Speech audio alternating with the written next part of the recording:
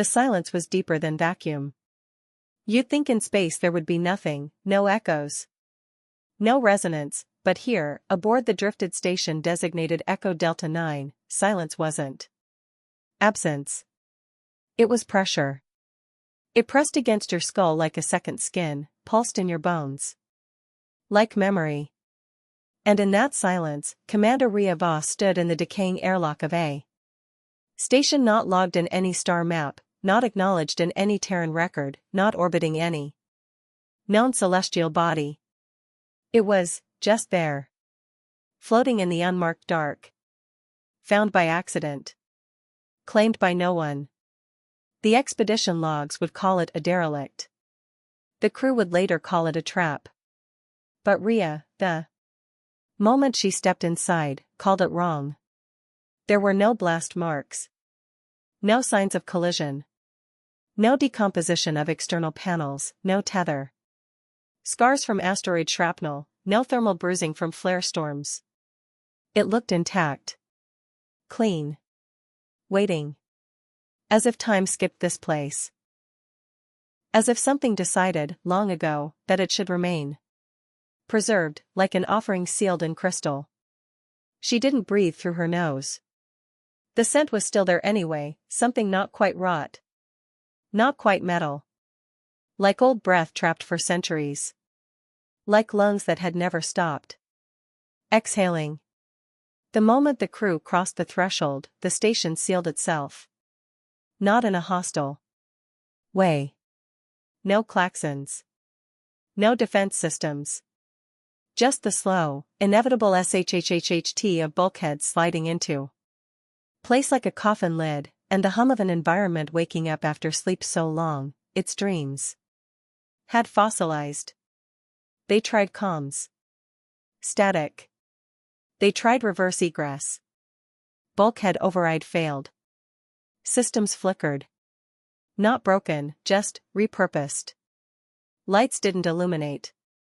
They watched. Panels didn't respond. They reacted. The oxygen scrubbers activated by heartbeat, the floor adjusted pressure based on weight variance, and shadows moved, slower than they should. As if bending reluctantly around the forms of the living. Something's here, said Voss quietly. Not out of fear, yet, but of recognition. She'd been to 43 derelicts in her career. She'd seen the gutted war husks of the Alderaan incursion, the bleeding walls of Phobos 3, the living hull of the Venusian parasite craft. But nothing watched her like this place did. There were symbols on the walls, fluid, shifting, never repeating the same twice. No one could read them, but the human brain tried anyway, and the result was headache, nausea, sometimes bleeding. Symbols that seemed to write you instead of the other way around. One of the crew, Lieutenant Sanic, approached a wall and whispered, "I've seen this place before." But his records had no correlation, and his eyes looked hollow even before the words left his mouth. When asked to explain, he just repeated, "I remember it, from before I was born." That night, though no night cycle existed, the artificial lights dimmed to mimic a sunset none of them remembered programming. And over the intercom, a sound began, low, guttural, like whale song played backward through broken speakers. Rhea Voss closed her eyes and felt it, not in her ears, but in her teeth. The station was awake now. And it remembered them. There is a kind of fear that doesn't announce itself. It doesn't sprint. It doesn't shout. It creeps in. With the gentleness of a familiar hand on your shoulder, only for you to turn and see nothing there. That was how it started, inside the station. The crew didn't panic. Not yet. They just stopped talking. Not because they were afraid, but because they were listening. The walls whispered. It was subtle at first. Like old ventilation static or magnetic discharge dragging itself along the alloy corridors. But then it started to form syllables. Unfamiliar at first, garbled phonemes too. layered to be human. Then clearer. And unmistakably deliberate. Voss heard her name, not shouted, not spoken, but remembered into existence. The wall beside her didn't move, but the alloy tensed under her gloved hand as though it had flinched. She pulled away. Sonic backed into a corner and began drawing spirals in the air, muttering about deep alphabets and echoes of prior shapes. No one stopped him. They were all too busy hearing things themselves. Specialist Miyatori swore she heard her father's voice, long dead, voicebox burned out in a mining accident on Ganymede. She said it asked her why she left the door open. She hadn't opened any doors. Lieutenant Caro, the skeptic, began documenting the phenomenon clinically. That lasted for 2 hours, until he tried to record audio logs. Every playback was wrong. The log would begin with his voice, factual, analytical, then slowly warp into something that sounded like him, but with different words. Horrible words. Words no one wanted to repeat aloud. He deleted them all. But they came back. Rewritten in binary across his HUD like a virus with syntax. No one slept. Not because they were told not to, the station encouraged rest. It even dimmed the lighting, rearranged seating into rest-friendly configurations, even played soft vibrations through the floor like lullabies. But rest was a lie here. The moment you closed your eyes, you weren't unconscious, you were elsewhere. Remembering things you hadn't lived. Dying. Deaths that weren't yours. Speaking languages that hadn't been spoken since before this galaxy cooled. Rhea Voss lay in her makeshift cot, helmet off, staring at the ceiling, a ceiling that now pulsed faintly with veins of cobalt light, threading out from the center like a web of memories. She watched it, the way one watches a spider knowing it hasn't decided whether to kill you yet. She didn't fear the voice. She feared what it would say next. And then it did. Not through the walls. Not through the floor. But through her own mouth. She sat up, gasping, the words she hadn't meant to say still warm on her tongue. The gods beneath the skin are dreaming still. The crew heard her. None of them asked what it meant. Because somehow, they already knew. They were not the first to step aboard this station. But they would be the last. Some truths are buried not in silence, but in structure, in the foundation stones of things too ancient to name. On Echo Delta 9, the map to its purpose wasn't drawn on walls or stored in files. It was encoded in the very layout of the corridors, in the geometry of a place not designed for human thought. The crew walked in circles, but never returned to the same point twice. Doors led back to rooms that had never been entered. Ladders curved inward. Hallways split like fractals, repeating patterns that made no sense unless seen from above, or from nowhere at all. And then they found the chamber. It wasn't marked. It wasn't locked. It was simply there, when it hadn't been before. The walls were lined with recesses, not storage. Not stasis pods. Alcoves. Niches for bodies. But no. Bodies remained. Only dust, and outlines.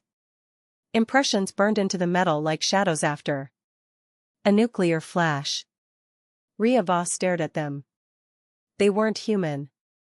Too many limbs. Ribcages shaped like spirals. Skulls elongated and hollow, as though designed to sing rather than speak. She reached out. Fingers trembling, and touched one of the hollows. The metal pulsed warm beneath her skin. And then it filled in. The shape began to reappear, not flesh, not bone, but light. Hologram, maybe, but more real than any simulation she'd ever seen. A being assembled itself from nothing, stood tall, silent. Its body shimmered with constellations, like stars trapped in a humanoid form. It did not move. It did not blink. But it was aware. And she saw, not with eyes, but with memory not her own, what had once been. This station was not a home. It was a mausoleum. A cathedral, drifting in the dark, built to house the last survivors of a species too old to name. Not dead, dreaming. Not extinct, waiting. The niches were not graves. They were message chambers. Recordings, etched into spacetime itself. Each one a story. Each story a warning. She staggered back. Sanic was staring at another form, murmuring in synchrony with it. The glyphs from the wall had crawled up his arms like tattoos made of light. He didn't flinch. He didn't resist. He just whispered, "They're showing me what we did wrong. What we always do. Wrong." Tori began screaming. Not from fear, but from recognition. "It's us," she cried, pointing at the walls. "It's always been us. We keep repeating. We always find them. We always break the seal." Caro collapsed to his knees. The ceiling above him opened like an iris, revealing a dome of starlight that wasn't mapped to any known sector. Not stars. Not space. A memory of a universe before ours. The station was alive with data, not in files, but in form. It did not need servers. It had bodies. Thoughts stored in calcium. Histories engraved in spine and sinew. The crew stood in the middle of it all, surrounded by lights shaped like extinct gods, maps drawn in remains, and names they couldn't pronounce rising into their mouths unbidden. Rhea whispered, "Yes." The answer was immediate, felt in her bones, in her teeth, behind her eyes. "Because you always come. And you never learn." And the station began to rearrange itself again. This time, to show them what came next. You can only ask a question so many times before the answer starts asking back. That's what Rhea Voss thought, as the corridor beneath her feet peeled open like a flower made of steel, revealing a descent that didn't exist an hour ago.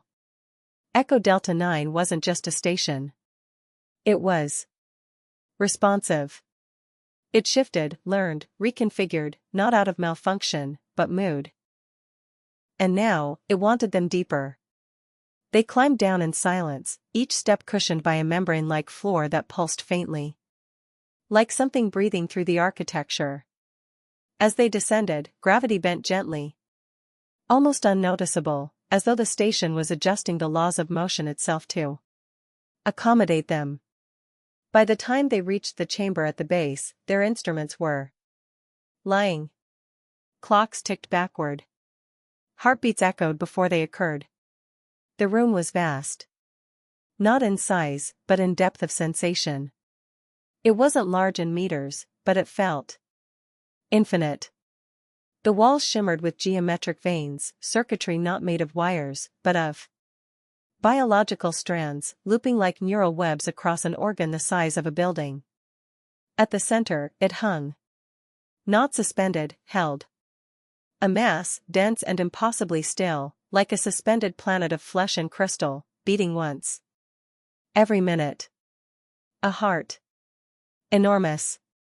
Ancient. Still alive. No one said a word. Not even Sanic, whose voice had become a